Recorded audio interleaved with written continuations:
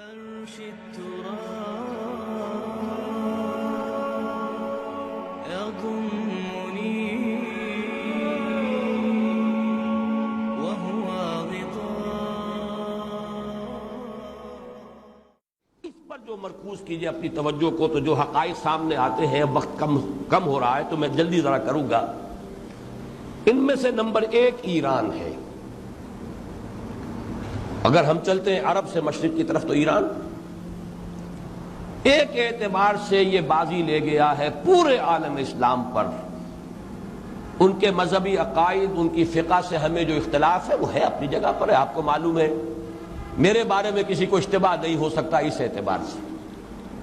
میری جس درجے دشمنی رکھی گئی ہے، جس طرح میرے سر کا جو ہے مطالبہ ہوتا تھا، 2 ہی آدمی تھے پاکستان میں کہ جن کے سر مانگے گئے، ایک کراچی کے وہ شاہ بلیغ الدین صاحب اور ایک میں، تو اس حوالے سے وہ اپنی جگہ پر اختلاف ہے، لیکن اس حقیقت کا اعتراف کیے بغیر نہیں رہا جا سکتا۔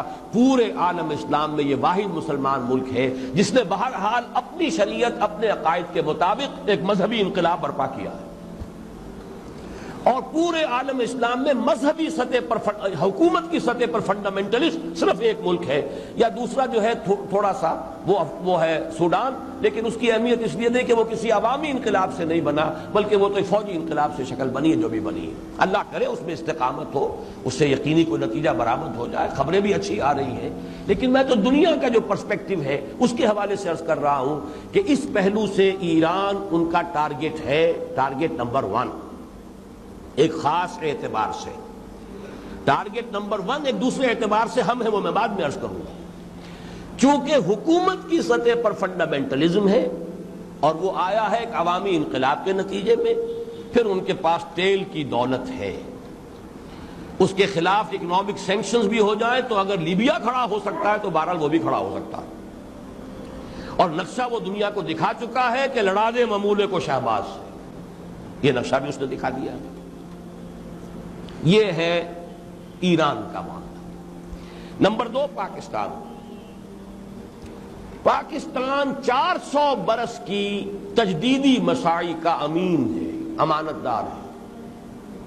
پورے ہندوستان میں مجدد الفسانی رحمت اللہ علیہ، شاہ ولی اللہ دہلوی رحمت اللہ علیہ، سید احمد بریلوی رحمت اللہ علیہ، ان کا جہاد، پھر اس 20ویں صدی عیسوی میں یا 14ویں صدی ہجری میں علامہ اقبال جیسا مفکر، مولانا مودودی جیسا مصنف، مولانا الیاس جیسا مبلغ، شیخ الہند جیسا مجاہد حریت، پورے عالم اسلام میں ان کا پیرلل کوئی موجود نہیں۔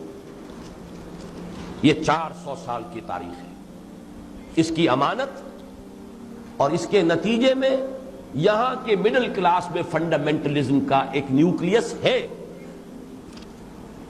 اگرچہ حکومت کی سطح پر کوئی پیش رفت نہیں ہو سکی آج تک، بلکہ اب تو پسپائی ہو رہی ہے، اب پیچھے ہٹ رہے ہیں۔ وہ ہمارے ان سیاسی جو بھی زعماء ہیں، جو جماعتیں ہیں، ان کی غلطی، اور الیکشن ہی کو واحد میدان بنا کر اس کے اندر اپنا سارا وقت و توانائی اور قوتیں ضائع کر دینا، یہ ہے در حقیقت جس کا کہ یہ صدا مل رہی ہے کہ اس اعتبار سے تو پسپائی کی طرف ہے معاملہ، کسی پیش رفت کی طرف نہیں ہے۔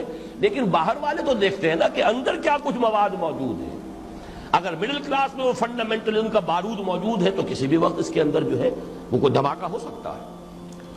دوسری بات جو ان کے لیے ایک اعتبار سے ٹارگٹ نمبر 1 ہمیں بنا رہی ہے، وہ ہمارا ایٹمک نو ہاؤ ہے۔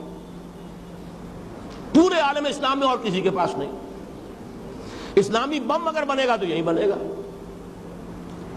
یہ ہے مختلف اسباب جس کے بنا پر ایران اور پاکستان کو آپ بریکٹ کر لیجئے، یہ اس نیو ورلڈ آرڈر، یا آج کی میری گفتگو کے حوالے سے یہودی اور عیسائی گٹھ جوڑ کا جو ٹارگٹ نمبر 1 ہے، ایک اعتبار سے ایران ہے، ایک اعتبار سے پاکستان ہے۔